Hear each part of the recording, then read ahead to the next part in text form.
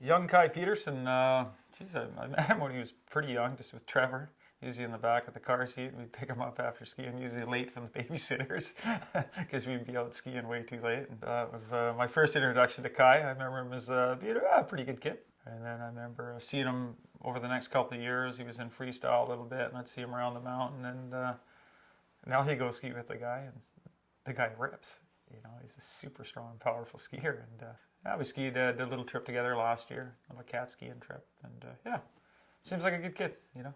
Yeah, Kai was taken under a lot of people's wing, and probably was a little bit of closure for him too, going there and, you know, kind of seeing where his dad died and, you know, kind of how it happened, and actually skiing the run and checking it out. You know, I think if I died doing something like that, I would like my kids to definitely to, you know, visit the spot and actually find out what really happened. And, you know, I think it would help bring closure, right?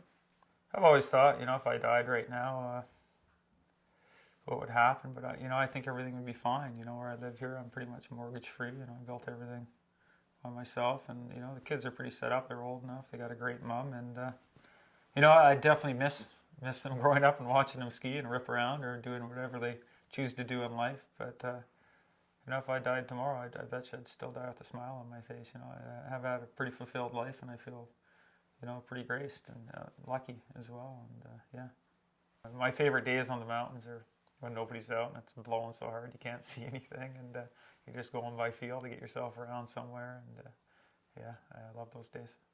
Yeah, I like sunshine too, but storm days are my favorite, definitely. And I think that came from, you know, hanging out with Trevor. And you know, we go out on the coldest days of the year, and I remember Trevor's feet getting so cold. He's, you know, boots off in my armpits, you know, keeping them warm, back on, because we didn't want to turn around and go back. We wanted to go ski this couloir, warm up, keep going again, and, you know, helping each other out like that. So, you know, that's brotherhood when you can get your buddy's stinky feet in your armpits there in the middle of the mountains.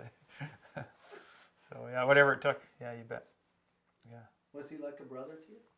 Definitely Trevor was like a brother to me, you know, almost more than a brother.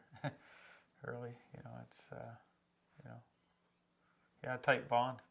I got two kids, they're brothers, and I don't think their bond was as tight as mine and Trevor's. It probably is, but in a different way, I guess, right? I think, you know, if you find somebody in your life you can really connect with like that, it's rare, you know, and I don't think I've found anybody since, you know. I ask my kids, you know, just about anywhere we ski, I tell them a story about when me and Trevor skied it years ago and this and that. And this is the original name of the line, and so it's kind of neat. Yeah, a lot of history.